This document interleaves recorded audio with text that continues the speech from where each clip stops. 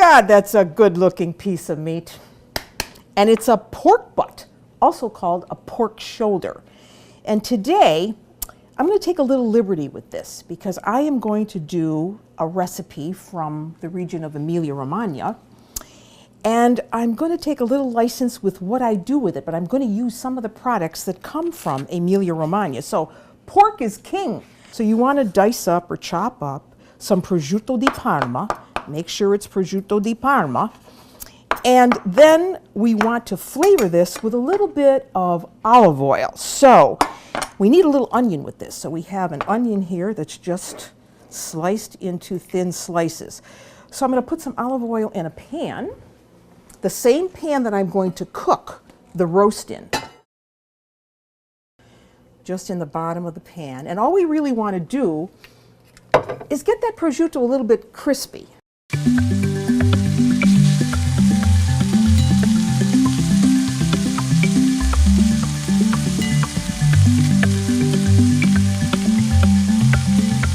All right, so what are we going to do with this meat? Well, first of all, we're going to flavor it. So when you get it from the butcher, you want to make sure it's tied.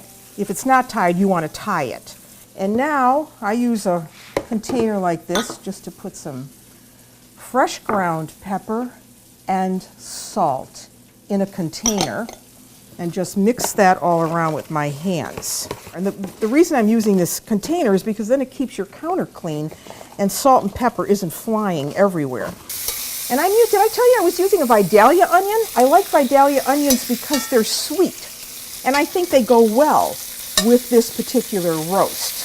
So once they have a little color on them, because they're going to finish cooking in the oven, you can take them out and then we can brown the meat right in the drippings of the pan. And of course the onions and the prosciutto have already flavored this oil, so now you begin to think about the succulent nature of this particular roast. There goes the roast.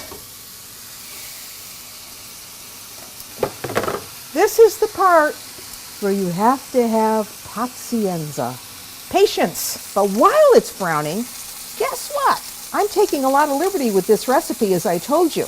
We're going to make a balsamic glaze to go over the top. So this is balsamic vinegar. It's not balsamic tradizionale, aceto balsamico tradizionale, which is a whole different thing that also comes from Emilia-Romagna.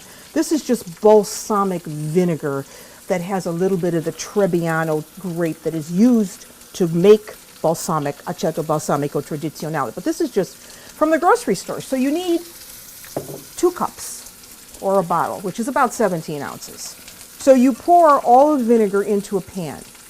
And then what I do is add a little bit of honey. So you want, a tablespoon or so of honey. I'm just going to eyeball this because you know how sticky honey is, and I really don't want to take it out of the jar. So you put in a tablespoon or so of honey. That's exactly a tablespoon. And a pinch of salt. Just a little pinch of salt. And you stir this around to just combine everything well. And then on low heat, you let this cook until this balsamic vinegar reduces almost 1/3 less in volume. And it becomes very syrupy. And it has a sweet taste to it.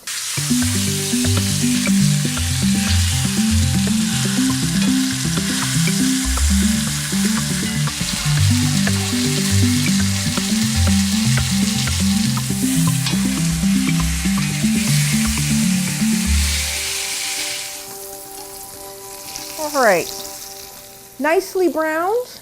Now we're going to add back those flavorings. Here are the onions and the prosciutto. We just put it in around the pan. It's going to flavor the meat beautifully. Just tuck it in wherever you can. Isn't that sizzle nice?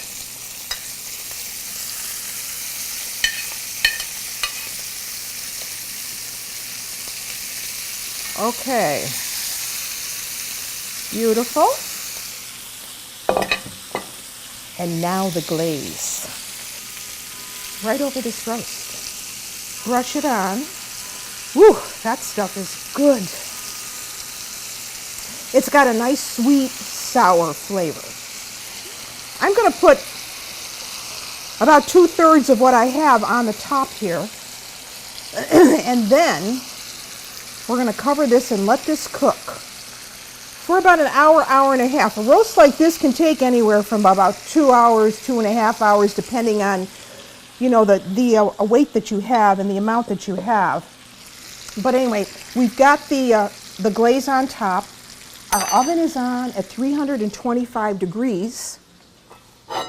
You need to cover the pan.